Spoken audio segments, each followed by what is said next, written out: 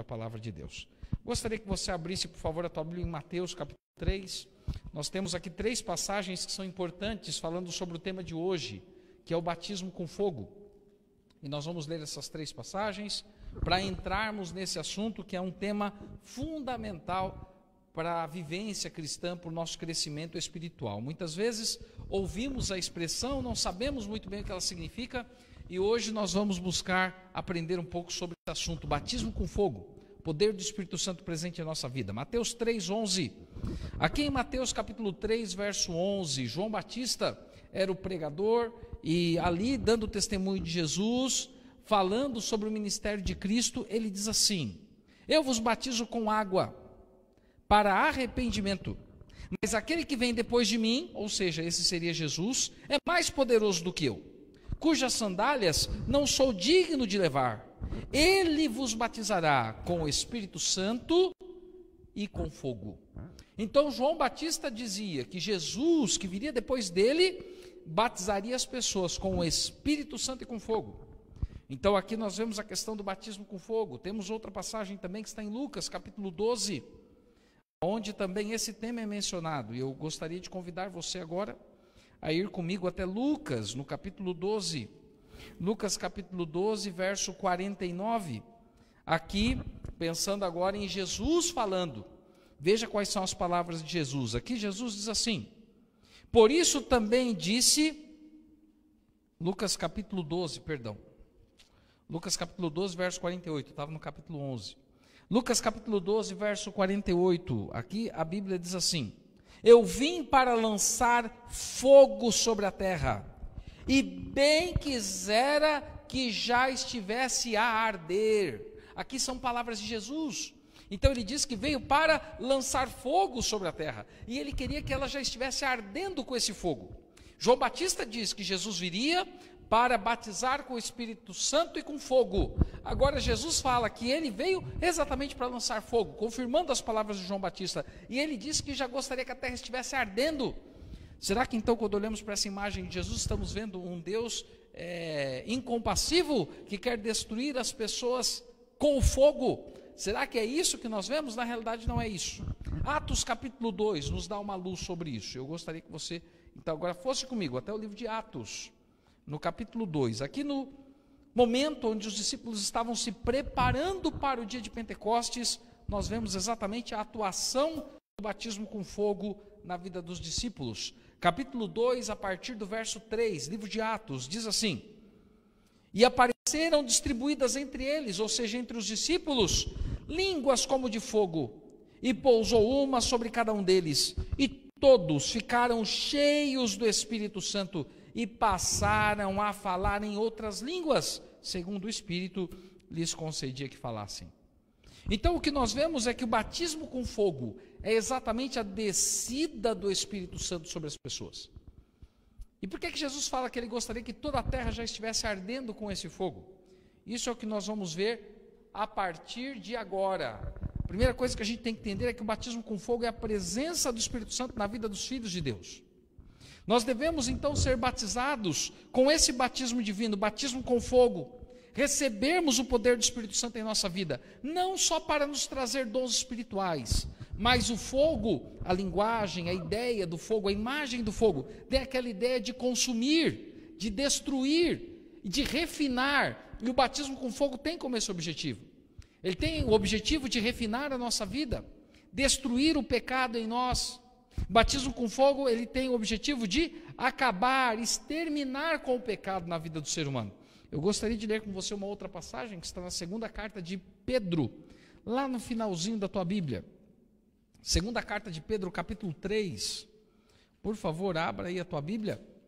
Na segunda carta de Pedro, capítulo 3, a partir do verso 5, aqui a Bíblia, a palavra de Deus, ela traz as seguintes palavras. Segunda carta de Pedro, capítulo 3, a partir do verso 5, diz assim: porque deliberadamente esquecem que de longo tempo houve céus bem como terra, a qual surgiu da água e através da água pela palavra de Deus. Aqui Pedro está falando então da criação, do planeta, que surgiu da água, verso 6 diz: pela qual veio a perecer o mundo daquele tempo, afogado com água. Agora ele fala o quê? Do dilúvio. E o verso 7 ele diz assim: ora, os céus que agora existem e a terra, pela mesma palavra, ou seja, o céu e a terra que agora existem pela mesma palavra, a palavra criadora de Deus, pela mesma palavra têm sido entesourados para o fogo, estando reservados para o dia do juízo e destruição dos homens ímpios. Então aqui o que Pedro está querendo dizer? Ele está falando assim: olha, a terra foi criada pela palavra de Deus e ela surgiu da água. Num determinado momento, a terra foi destruída pela água quando houve o dilúvio. E agora este mesmo céu e terra, que foram criados pela palavra de Deus, um dia serão destruídos pelo fogo no dia do juízo do Senhor. Então veja bem, antes que o dia do juízo venha, é importante que eu e você aceitemos o poder do Espírito Santo em nossa vida, para ele consumir pelo fogo o pecado que há em nós. Porque no dia que o juízo de Deus vier, ele vai consumir o pecado, ele vai purificar a terra. E se o pecado não for consumido em minha vida, se a minha vida não for purificada hoje pela ação do Espírito Santo, eu serei também entesourado, guardado para aquele dia, para o dia aonde virá o juízo de Deus e ele vai destruir a terra, vai purificar a terra com fogo. E eu poderei ser então uma vítima desse fogo se hoje eu não aceitar o poder do Espírito Santo refinando, purificando a minha vida. Por que que isso é importante para nós? Nós vamos estudar um pouco sobre o Espírito Santo em termos de pessoa do Espírito Santo, na sexta, no sábado e no sábado à tarde. Nós vamos estudar um pouco sobre os ataques contra o Espírito Santo na história da igreja. Nós vamos estudar sobre isso principalmente na sexta-feira. Mas é importante você entender que o Espírito Santo é necessário para a sua vida. O Espírito Santo não é uma força, ele é o próprio Deus que busca trabalhar em favor da humanidade, em seu e em meu favor. Mas nós temos que realmente clamar para que hoje ele purifique a nossa vida, para que não estejamos entre aqueles que serão destruídos, entre aqueles que serão, então, exterminados pelo fogo por ocasião da volta de Jesus. Ellen White, por exemplo, no livro Desejado de Todas as Nações, nas páginas 93 e 94, diz assim: o Espírito de Deus consumirá o pecado e todos quantos se submetem ao poder do pecado. Se homens, porém, se apegarem ao pecado, ficarão com ele, com o pecado, identificados. Então a glória de Deus, que destrói o pecado, tem de destruí-los.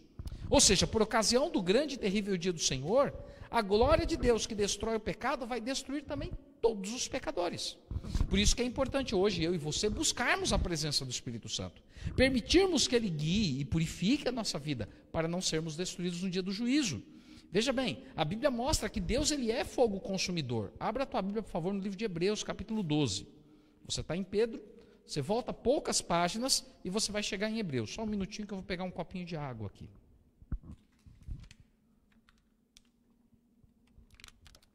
Eu agradeço o José Antônio que trouxe aqui um copinho de água para mim, para refrescar minha garganta. Obrigado, viu, Antônio? Então aqui, no livro de Hebreus, capítulo 12, verso 29, diz assim, ó: porque o nosso Deus é fogo consumidor. Deus ele não é fogo consumidor só no sentido de destruir, mas ele é realmente no sentido de purificar. E Deus quer purificar hoje a tua e a minha vida. Por isso que Jesus disse que ele gostaria que o fogo já estivesse ardendo em todo mundo, ou seja, purificando todos os lugares. E esse fogo é exatamente o Espírito Santo.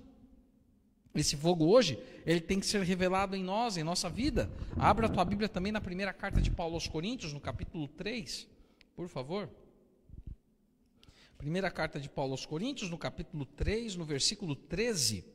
Aqui na primeira carta de Paulo aos Coríntios, capítulo 3, verso 13, a Bíblia diz assim, ó: manifesta se tornará a obra de cada um, pois o dia a demonstrará, porque está sendo revelada pelo fogo, qual seja a obra de cada um, com o próprio fogo o provará.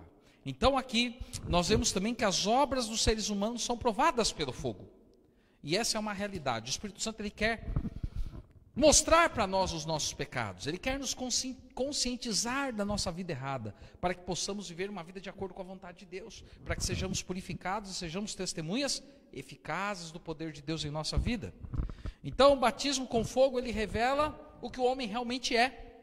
Quando o homem ele é batizado em Jesus, ele é batizado em nome do Pai, do Filho e do Espírito Santo. E o Espírito Santo é fogo consumidor. E ele vai revelar, ele vai mostrar para nós aquilo que precisa ser mudado. Muitas vezes o ser humano tem sentimentos de orgulho, sentimentos de egoísmo, sentimentos de suspeita, maledicência, amor à oposição, língua precipitada, fala mais do que deve. Muitas vezes tem uma natureza suspeita, é muito irritado, nervoso, maldoso, briguento. Tudo isso o Espírito Santo quer tirar de nós. Ellen White até ela teve um sonho, uma visão, falando sobre uma reunião da Associação Geral lá em Battle Creek, que lá era o local onde eram realizadas as reuniões na época de Ellen White. E nesse sonho, ela teve um sonho que a impressionou muito, falando sobre a obra de Deus, falando sobre a purificação que Deus queria fazer na igreja naquela época. E eu quero compartilhar com você esse sonho. Veja quais são as palavras de Ellen White. Essas palavras estão no livro Testemunhos para a Igreja, volume 8, nas páginas 105 e 106. Veja qual foi o sonho que Ellen White teve. Ellen White, na realidade, teve uma visão descrevendo como deveria ser a reunião realizada no auditório do Tabernáculo de Battle Creek por ocasião da Associação Geral. Deveria ser assim. Olha o que Ellen White escreveu. Ele escreveu assim: fez-se uma oração, entoou-se um hino e foi feita outra oração. Um culto normal. Oração, hino, oração. Aqui diz assim: a mais fervorosa súplica foi dirigida a Deus. A reunião foi marcada pela presença do Espírito Santo. E o que a presença do Espírito Santo fez nessa reunião, nesse sonho que Ellen White teve? Aqui diz assim: a obra foi profunda, exatamente porque o Espírito Santo estava lá. Ela diz assim: alguns dos presentes choravam alto. Alguém ergueu-se e disse que no passado esteve em desarmonia com algumas pessoas, que não sentira amor por elas, mas agora se via como realmente era. Ou seja, o fogo revelou para aquela pessoa que ele era pecador. O fogo mostrou para aquela pessoa, a presença do Espírito Santo, que ela necessitava de arrependimento, que ela necessitava colocar em ordem erros, pecados do passado, acabar com a desunião, pedir perdão pelos erros. Aqui Ellen White continua dizendo assim: com muita solenidade, ele repetiu a mensagem dirigida à igreja de Laodiceia. Qual é a mensagem à igreja de Laodiceia? Quem dera foste quente ou frio, porque tu és morno, vomitar-te aí da minha boca. Vejam bem, o Espírito Santo ele mostra para nós a necessidade de fervor espiritual, de abandonarmos a mornidão, de vivermos uma vida condizente com a profissão de fé que um dia fizemos. Aqui Ellen White continua dizendo assim: o orador, no caso agora o pregador, voltou-se para alguns que estiveram em oração e disse: temos algo a fazer. Devemos confessar os nossos pecados e humilhar nosso coração perante Deus. Então agora o pregador convocava toda a igreja para pedir perdão. Aqui diz assim: ele, o pregador, fez dolorosas confissões, e então, dirigindo-se a alguns irmãos, estendeu-lhes a mão, um após outro, e lhes pediu perdão, abraçando-se uns com os outros e chorando. Ou seja, no sonho de Ellen White, o próprio pregador mostrava suas debilidades, suas falhas, e buscava pedir perdão aos irmãos que estavam ali pelos seus erros. Olha que coisa maravilhosa se isso acontecesse na igreja hoje. Pessoas se levantando, buscando união, buscando perdão, buscando reconciliação. A igreja hoje precisa disso. A igreja não está precisando, meu querido amigo, minha querida amiga, de fofoca, maledicência, pessoas apontando esse ou aquele erro, pessoas muitas vezes querendo ter um desejo de supremacia sobre os outros. O que a igreja precisa hoje é de um sentimento de arrependimento, um sentimento de confissão, um sentimento de unidade. É disso que a igreja está precisando. E aqui continua dizendo, então, dentro do sonho de Ellen White, ela diz assim: o espírito de confissão dominou a congregação inteira. Que maravilha se isso ocorresse em nossos dias. Se maridos e mulheres que muitas vezes estão brigados, e por isso muitas vezes o lar é destruído, como o Antônio até citou aqui. Como seria bom se um pedisse perdão para o outro e buscassem viver uma vida de integridade na presença de Deus? Como seria bom se irmãos que estão brigados também se reconciliassem, irmãos da igreja, que são irmãos pelo sangue de Cristo, irmãos carnais, que são filhos do mesmo pai e da mesma mãe. Como que haveria uma revolução, uma mudança na vida da igreja? E aqui continua dizendo, então,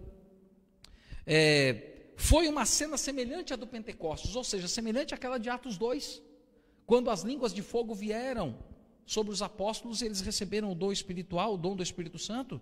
Aqui diz assim: louvores eram entoados a Deus, e até muito tarde da noite, quase ao amanhecer, o trabalho continuava, ou seja, ninguém cansava. Muitas vezes, eu não estou dizendo nos dias de hoje, porque hoje está na pandemia, é até possível que as pessoas gostem de ficar mais tempo no culto, mas muitas vezes quando você começa lá o sábado, 9 da manhã, ou domingo, 7 da noite, no domingo, quando dá 8, 8 e 5, o pessoal começa a olhar para o relógio preocupado. Alguns, é claro, o bairro é perigoso, é noite, tem que descansar, trabalhar no dia seguinte, a gente entende. Mas tem gente, na realidade, que está olhando porque está contando as horas, não aguenta ficar dentro da igreja. Outros, no sábado de manhã, a mesma coisa. Chegam às 9 horas e quando dá 11h30, meio-dia, querem ir embora, fugir da igreja, porque não aguentam ficar dentro da igreja. Pois Ellen White fala que no momento onde há consagração, as pessoas não estão nem preocupadas com o tempo. Elas estão preocupadas sim em estarem na presença de Deus. Com isso eu não estou querendo dizer que a igreja não tem que ter horário para acabar o culto. Tem que ter horário, é claro, tudo tem que ter ordem, tem que ter decência. Mas nós não devemos ficar ansiosos por irmos embora. Nós devemos ficar ansiosos sim por recebermos cada vez mais as bênçãos de Deus, cada vez mais a palavra do Senhor. Isso é o que deve preencher a nossa mente, isso é o que deve preencher o nosso coração. Ela diz então aqui: ninguém parecia demasiado orgulhoso para fazer uma sincera confissão. E os dirigentes, os líderes da igreja, eram aqueles que tinham influência, ou seja, eram os primeiros a confessar, a pedir perdão, mas antes não tiveram coragem de confessar seus pecados. Ou seja, essa visão de Ellen White era uma visão perfeita relacionada à igreja. Mas então Ellen White continua escrevendo, e agora ela escreve a parte trágica da visão, que é o parágrafo final da visão, no livro Testemunho para a Igreja, volume 8, página 106, onde ela diz assim: isso poderia ter havido. Ou seja, ela teve uma visão do que era o plano de Deus para a igreja. E isso poderia ter havido, mas não aconteceu. E por que que não aconteceu? Por que que isso não acontece em nossos dias? Por que que às vezes isso é tão necessário na igreja, onde há discussões, há brigas, há maledicência, pessoas falando nos corredores, mas não falando uma na cara da outra, elas não colocando em prática o verdadeiro amor cristão, tem problema com o teu irmão, vai até ele, conversa com ele. Por que que isso não acontece? Daí continua aqui: isso poderia ter acontecido. Tudo isso o Senhor esperava fazer para o seu povo. Todo o céu esperava ser benigno. Pensei em onde poderíamos ter estado, caso se tivesse feito uma obra perfeita na última Assembleia Geral, e me sobreveio a agonia do desapontamento ao reconhecer que o que testemunhara não era uma realidade. Onde nossa igreja estaria se houvesse amor de verdade, se houvesse verdadeira união, se nós permitíssemos que o Espírito Santo abrisse os nossos olhos, a nossa mente, mostrasse aonde estamos errados e pedíssemos perdão para as pessoas, aonde estaríamos? Porque na realidade muitas vezes lutamos por supremacia, mas não lutamos para que Deus seja supremo em nossa vida, e é por isso que deveríamos lutar. Então o batismo com fogo, ele revela tal como somos. Deveríamos orar por esse batismo, mas não adianta nada Deus revelar como você está, Deus mostrar a necessidade de mudança e não haver mudança. Isso não adianta também. Ore pela presença do Espírito Santo, mas ore para que você tenha o poder do Espírito Santo para mudar. O Espírito então primeiro revela o nosso caráter carnal, as nossas lutas, depois ele consome com o seu fogo. Nós não podemos retirar o pecado do nosso coração com o esforço próprio. Somente o fogo de Deus, somente o poder do Espírito Santo é que pode fazer isso. Então o Espírito Santo arde em nós como um fogo. Esse fogo então consome, purifica a nossa vida consumindo o pecado. Ele faz isso como se a nossa profissão de fé fosse como folhas secas, destruindo tudo, queimando tudo que é ruim, e fazendo com que renasça em nós uma nova vida em Cristo, plantando em nós uma nova semente do Evangelho, fazendo com que nossa vida seja restaurada. Na realidade, Deus não quer pessoas improdutivas, porque se estamos ligados à videira, como diz em João 15, devemos dar muitos frutos. Só que sem Ele, como Jesus diz lá, nada podemos fazer. As raízes da amargura, a palha seca da presunção, a imaginação errônea, conversas vãs, são lixos que devem ser devorados pelo fogo purificador do Espírito Santo em nossa vida. Todo o povo de Deus, então, deve ser aprovado por Deus. E para sermos aprovados por Deus, temos que ter a experiência que Isaías teve, a experiência que Zacarias teve. Eu gostaria de ler com você o livro de Isaías, no capítulo 6. Por favor. Essa é a experiência que precisamos ter hoje, e só teremos se o Espírito Santo estiver em nossa vida, Isaías capítulo 6, abre aí tua Bíblia, eu vou pegar mais um copinho de água ali que o Antônio gentilmente trouxe aqui para mim, eu agradeço muito a gentileza dele. Muito obrigado aí. Muito obrigado, Antônio, não precisa mais não, eu já estou perto do fim. Então, como eu falo rápido, a água ajuda a lubrificar um pouquinho aqui a corda vocal. Isaías capítulo 6, versos 5 a 7, diz assim, né? Então disse eu, olha o que Isaías diz quando ele está na presença de Deus: ai de mim, estou perdido, porque sou homem de lábios impuros, habito no meio de um povo de impuros lábios, e os meus olhos viram o Rei, o Senhor dos Exércitos. Ou seja, Isaías na presença de Deus, ele não falou: Deus, glória a ti, eu estou aqui na tua presença, que maravilha, que bênção. Ele disse assim: ai de mim, porque quando nós entramos na presença de Deus, quando nós temos a certeza de que Ele está conosco, o nosso sentimento de indignidade, de pecaminosidade é muito grande, porque Deus é santo e nós somos pecadores. E Isaías fala: ai de mim, eu sou um homem de lábios impuros, habito no meio de um povo de impuros lábios, e eu vi a glória de Deus, eu estou perdido. Mas daí continua o relato, como Isaías tem essa reação de humildade, de reconhecimento da grandeza de Deus, reconhecimento de sua pequenez, reconhecimento de sua pecaminosidade. Deus faz uma obra na vida de Isaías, e Deus quer fazer uma obra na sua vida também, mas para isso é necessário entrar na presença de Deus e reconhecer quem você é e quem Deus é, reconhecer que você é pecador e que Ele é santo. Aqui continua dizendo, verso 6, então um dos serafins voou para mim, ou seja, voou para Isaías, trazendo na mão uma brasa viva, ou seja, uma brasa de fogo, que tirara do altar com uma tenaz. E com a brasa tocou a minha boca e disse: eis que ela tocou os seus lábios, e a tua iniquidade foi tirada e perdoado o teu pecado. Ou seja, como é que o pecado de Isaías foi perdoado? Através da brasa viva, através do poder consumidor do fogo. E Deus hoje, Ele quer lançar uma brasa viva em nossa vida, o poder do Espírito Santo para purificar os nossos lábios, purificar a nossa mente, purificar o nosso coração. Agora, você quer clamar por isso em sua vida? Deus quer te oferecer, e você está disposto a receber? O batismo com fogo no meio do povo remanescente de Deus é algo que tem que ser real, uma característica viva deste povo. Por quê? Porque o livro de Apocalipse faz uma referência ao que aconteceu aqui em Isaías, falando do povo de Deus. E eu convido você a ir comigo agora no livro do Apocalipse, capítulo 14. Por favor, último livro da Bíblia, capítulo 14. E olha só que bênção a mensagem do Apocalipse, comparada ao que aconteceu com Isaías.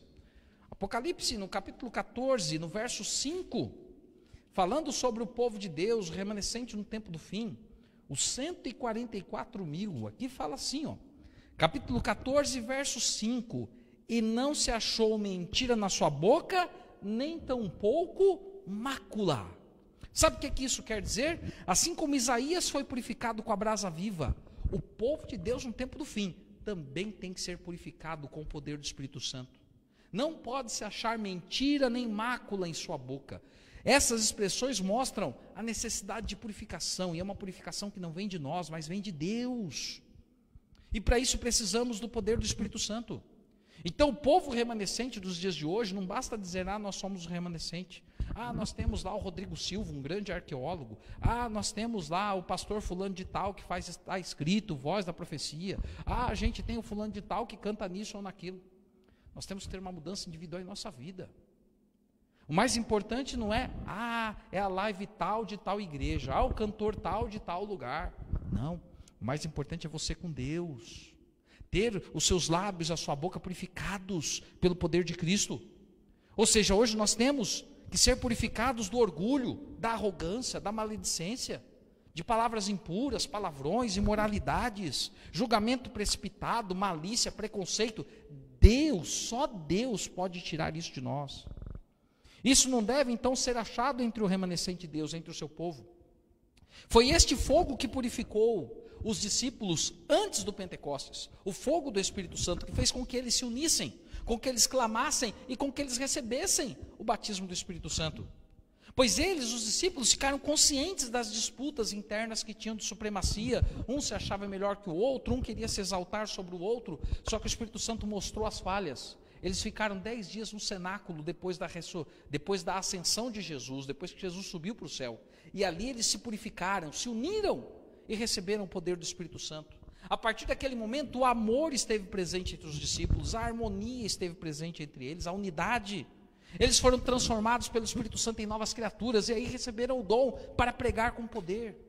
Hoje, muitas vezes falamos, o mundo está acabando, coronavírus, tanta miséria, tanta desgraça, tanta gente doente, tanta gente morrendo, são tantas lutas, tantos problemas, tanta gente desempregada. Por que Jesus não volta? Sabe por que ele não volta? Não é porque ele se esqueceu de você, não. Ele não volta é porque ele tem misericórdia de você, porque você não está buscando o poder do Espírito Santo. Porque se você buscar, ele vai te dar o poder do Espírito Santo, ele vai purificar a tua vida, ele vai te dar dons espirituais, a igreja vai sair pelo mundo e vai pregar com poder. A igreja vai resgatar os afastados, a igreja vai pregar para os incrédulos, eles vão se converter e vão aceitar a Jesus.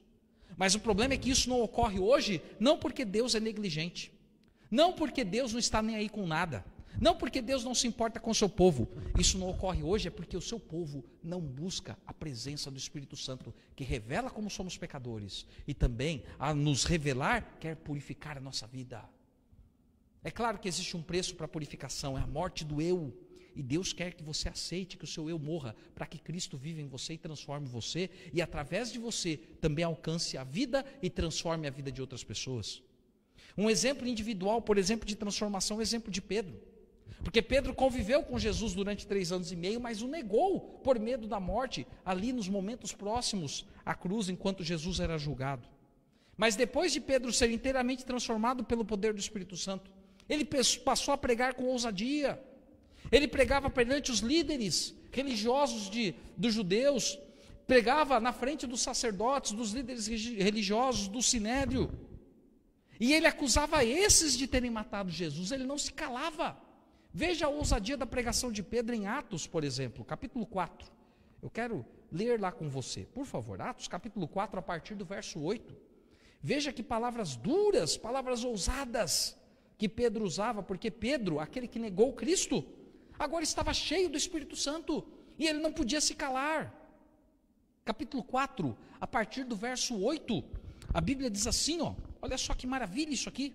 Então Pedro, cheio do Espírito Santo, lhes disse: autoridades do povo e anciãos, visto que hoje somos interrogados a propósito do benefício feito a um homem enfermo e do modo por que foi curado, tomai conhecimento vós todos e todo o povo de Israel, de que em nome de Jesus Cristo Nazareno, a quem vós crucificastes, e a quem Deus ressuscitou dentre os mortos, sim, em seu nome é que este está curado perante vós.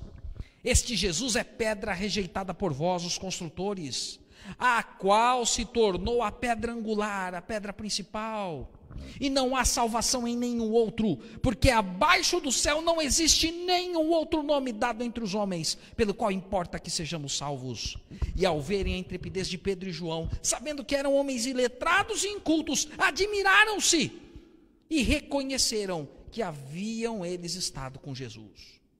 Então aquele Pedro que negava Jesus, agora ele proclamava com poder, com força, com vontade, com amor, com paixão, porque ele reconheceu os seus erros, porque ele permitiu que o Espírito Santo trabalhasse na vida dele. E assim como Deus usou Pedro, um homem simples, comum, pescador, ele quer usar você e eu hoje.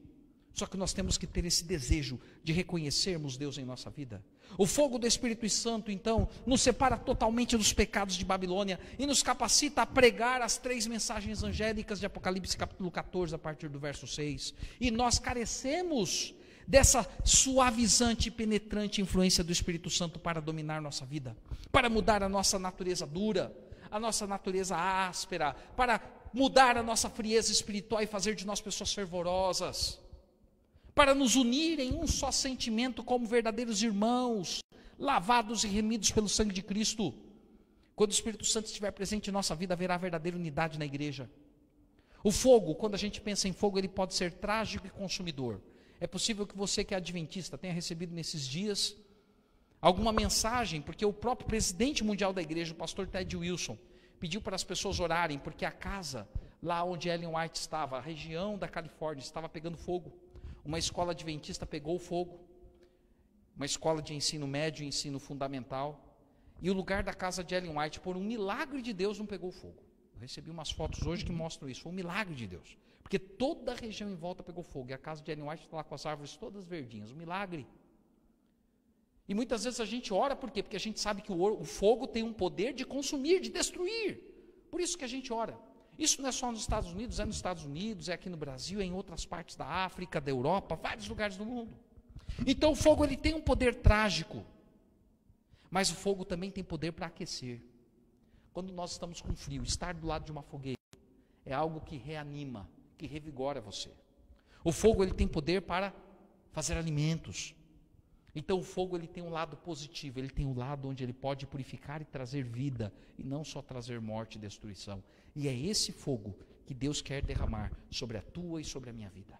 É esse fogo. O fogo que restaura, o fogo que transforma, o fogo que faz com que sejamos aquecidos por Deus, para termos discernimento das coisas espirituais. Deus não quer colocar em você e em mim a chama do fanatismo, porque isso é um fogo estranho, é um fogo aceso pelo diabo. Deus quer colocar o verdadeiro fogo em nós, o fogo que é produzido por Ele, por Sua palavra. O fogo estranho ele é muitas vezes produzido por desejo de supremacia, emoções, raciocínios humanos, imaginações humanas. Mas o que Deus quer colocar em nós é o fogo que purifica. O fogo que purifica e traz vida, que aquece o nosso coração e nos dá propósito para viver. O verdadeiro fogo, então, é isso. É um fogo que santifica, que purifica. Já o fogo estranho, ele cria muitas excentricidades. Muitas vezes ele cria o desejo que o ser humano tem de se isolar do mundo, não pregar o evangelho, viver no meio do mato para ele e para ele mesmo. Ele pensa só nele, não pensa mais na salvação dos outros. A presença do fogo estranho na igreja deve nos motivar a buscar o fogo verdadeiro, porque às vezes as pessoas até pensam, olha, aquele está tendo um reavivamento espiritual na vida porque foi morar lá no meio do mato. Nada contra quem mora no meio do mato, viu? Quem mora no meio do mato também é filho de Deus. Tá bom? Se ele busca Deus e busca o poder do Espírito Santo e sai para pregar, é filho de Deus. Agora, se ele busca o poder de Deus só para encher a pança e não sai para pregar, ele está recebendo fogo estranho do diabo. Não esqueça disso. Nós carecemos de um povo que pregue a palavra de Deus com fervor, com eficácia, com ousadia, como um fogo para purificar o mundo. Assim como muitos fazem para ter dinheiro, para ter sucesso, para ter posições no mundo, devem usar o mesmo empenho para pregar a palavra de Deus. E isso só é possível quando o Espírito Santo está em nossa vida. Então nós devemos hoje buscar receber a chuva serôdia, com certeza. Devemos buscar esse poder em nossa vida. Os discípulos foram chamados por Jesus em algum momento como homens de pequena fé, mas após receberem o fogo, através de um único sermão que está registrado em Atos capítulo 2, no verso 41, diz que no único dia 3.000 pessoas foram batizadas. Como é que homens de pequena fé conseguiram fazer aquilo? Só conseguiram porque o Espírito Santo trabalhou poderosamente na vida deles.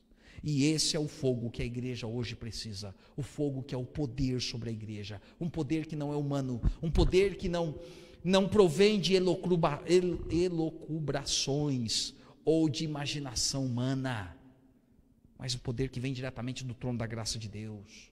Um poder para proclamar o evangelho do reino em todos os lugares, como foi a missão que Jesus deu à sua igreja. E essa é a última passagem que eu quero ler com você no livro de Atos, no capítulo 1, no verso 8.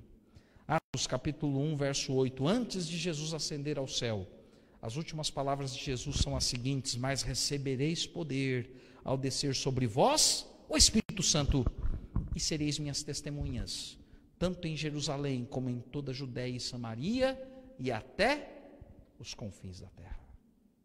Nós hoje temos que ser testemunhas de Jesus em todos os lugares, porque Jesus ele te chamou para o serviço ao semelhante, ele te chamou para o testemunho, ele te chamou para pregar o evangelho, para se preparar para a crise final. Mas para que isso seja uma realidade na tua e na minha vida, nós temos que ter o poder do Espírito Santo. Não um poder apenas para termos dons espirituais, mas um poder que purifica a minha vida, para que eu possa ser um representante real de Cristo na vida de outras pessoas. Então, nesta noite eu faço um apelo a você. Nós vamos, sexta-feira, estudar um pouco sobre os ataques contra a pessoa do Espírito Santo na história da igreja. Sexta-feira, a partir das 20 horas. Você que está na igreja, nosso convidado, para estar aqui. A igreja vai estar de portas abertas, aqui no Carrãozinho, podendo receber as pessoas. Mas se você não puder vir aqui, você pode assistir pela internet. Durante a história da humanidade, o Espírito Santo ele foi tremendamente atacado por Satanás. E por que ele foi atacado? Exatamente porque ele é o poder prometido por Jesus para purificar a vida do crente e para nos dar poder para pregar o Evangelho. Então nós vamos estudar sobre isso. Mas o apelo que eu faço para você hoje é: aceite o Espírito Santo na sua vida. Ore hoje, clame para que Ele possa te mostrar os seus pecados. Aceite o alto preço que Ele vai cobrar de você, que é a morte do eu, a mudança de vida. Eu tenho certeza que se você aceitar o poder purificador do Espírito Santo, Ele vai purificar você. Você será, aí sim, um candidato real ao reino dos céus. E não só isso. Além dele te purificar, Ele vai te dar poder para pregar, para espalhar a mensagem ao mundo, para ser uma luz em meio às trevas nas quais vivemos. Que Deus abençoe você, ande sempre na presença de Deus. Esse é o nosso desejo, a nossa oração para você que está na igreja, para você que está na internet, em nome de Jesus. Tem algum pedido, Antônio, ou não tem nenhum e nós já vamos orar? Tem? Então vem aqui para você falar dos pedidos e nós vamos fazer a oração para estarmos terminando o nosso culto nesta noite de quarta-feira, onde nós agradecemos tremendamente a sua presença. O nosso pedido é a Edna Ribeiro, que pediu oração pelas pessoas que estão fracas na fé, e nós vamos orar por isso. Convido você que está aqui na igreja a ficar em pé, e você que está na internet a ficar em reverência, para juntos orarmos a Deus nesse momento. Senhor Deus Todo-Poderoso, nós pedimos a Ti nesta noite que o Senhor nos abençoe com a presença do Espírito Santo em nossa vida. Sabemos, Senhor Deus, que o Espírito Santo, Ele quer habitar em nós, transformar a nossa vida, aquecer o nosso coração, purificar o nosso ser, que nós possamos permitir que o Espírito faça essa obra em nós, e que Ele faça também uma obra através de nós, com a vida transformada por Ti. Permita-nos, Senhor Deus, sermos Tuas testemunhas neste mundo que carece tanto da Tua palavra. Pedimos a Ti, Senhor Deus, em especial, que o Senhor abençoe aqueles que estão fracos na fé, como a nossa irmã Edna Ribeiro pede. Que nós, Senhor Deus, possamos ser usados por Ti para levarmos também a essas pessoas palavras de ânimo, palavras de fortalecimento, palavras Tuas que podem transformar a vida dos fracos, para eles serem fortes em Cristo Jesus. Que não possamos esquecer do que o Senhor disse a Paulo, que a sua graça era o que bastava. E Paulo respondendo: porque quando sou fraco, aí é que me sinto forte. Que as pessoas possam aceitar a graça divina, o poder purificador do Espírito Santo, e desta forma serem fortalecidas no Senhor e na força do Teu poder e do Teu amor e da Tua graça. Nos dê um bom restante de noite. Abençoa aqueles que estão aqui na igreja, levando-os para casa em paz e segurança. Abençoe os que estão na internet. Que o Senhor ouça o pedido do coração de cada um. Que o Senhor atenda e fortaleça a vida de cada um dos Teus filhos. Nos dê um bom restante de semana e estejas conosco na sexta-feira, no início do Teu santo sábado, que na sexta, a partir das 20 horas, possamos estudar aqui do Teu amor e da Tua graça e que possamos crescer em Ti. Pedimos isso agradecidos, no nome de Jesus. Amém. Que Deus abençoe você que está conosco aqui na igreja. Muito obrigado pela tua presença. Que Deus te guarde. Que Deus abençoe também você que está aí na internet. Que o Espírito Santo esteja com você, esteja conosco e que possamos andar na presença de Deus todos os dias. Até o nosso próximo culto, sexta-feira, 20 horas. Que Deus te abençoe e até lá.